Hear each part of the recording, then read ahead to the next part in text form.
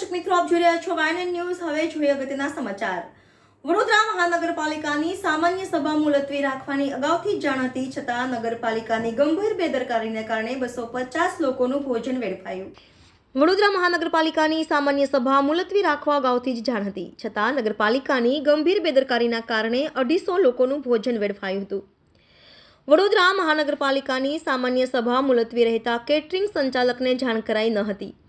પહેલેથી નક્કી હતું કે આજની સભા મુલતવી રહેનાર છે, આમ છતાં તેની જાણ કેટરિંગને કેમ ન કરવામાં આવી તે એક મોટો પ્રશ્ન છે. તમામ રસોઈ તૈયાર થઈ ગઈ, કાઉન્ટર પણ લાગી ગયા અને તમામ પીરસનારાઓ સ્ટાફ પણ સ્ટેન્ડ બાય હતો.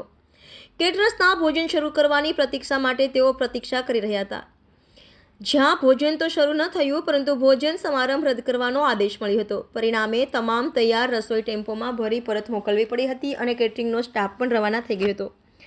આ અંગે ઇજારદાર કહે છે કે તેમને અગાઉથી જાણ ન હતી. હવે આ તૈયાર રસોઈ ડોનેટ કરવામાં આવશે.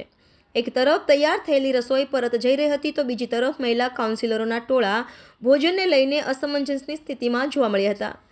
મેયર પિંકીબેન સોનીને રસોઈના બગાડ અંગે પૂછતા તેઓએ કહ્યું કે કેટરિંગ રદ કર્યું તેની તેમને જાણ જ નથી. ઉલ્લેખનીય છે કે રસોઈ તૈયાર થઈ ગયા બાદ અચાનક સમારંભ રદ થતાં 250થી 300 લોકોનું ભોજન વેડફાઈ ગયું હતું. રિપોર્ટર રાહુલ રાજપૂત, વાયન ન્યૂઝ, વડોદરા. સાંભળો, અત્યારે 300 લોકોનું ભોજન પરત ગયું છે. હું પૂછી જોઉં, હજી નથી, માહિતી જ નથી. અમારી સામે પરત ગયું છે. કોન્ટ્રાક્ટર કહે છે કે ભાઈ અમને છેલ્લી ઘડીએ કહેવામાં આવ્યું, અમારી બધી રસોઈ તૈયાર થઈ ગઈ હતી.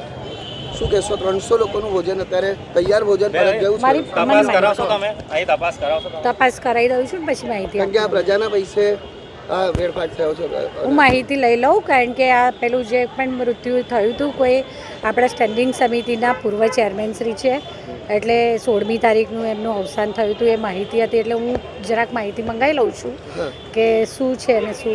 બેન, એમને એક્સપાયર થઈને 2 દિવસ થયા હતા. સભા મુલતવી રહેવાની એની જાણ અગાઉથી બજેટની સભા હતી એટલે કદાચ માહિતી ડિસાઇડેડ નહીં હોય પહેલેથી, કારણ કે અમારે બધા સાથી કાઉન્સિલર પછી સાથી પક્ષ હોય એ બધા અમારે સાથે બેસી અને કારણ કે પૂર્વ સ્ટેન્ડિંગ સમિતિના ચેરમેન શ્રી હતા એટલે હું જરા માહિતી લઈ લઉં. કેટરિંગનું આપ કહો છો તેમ મને કોઈ માહિતી નથી કે ભાઈ કેટરિંગનો ઓર્ડર થઈ ગયેલો, રસોઈ તૈયાર થઈ ગયેલી, એવી માહિતી મને નથી.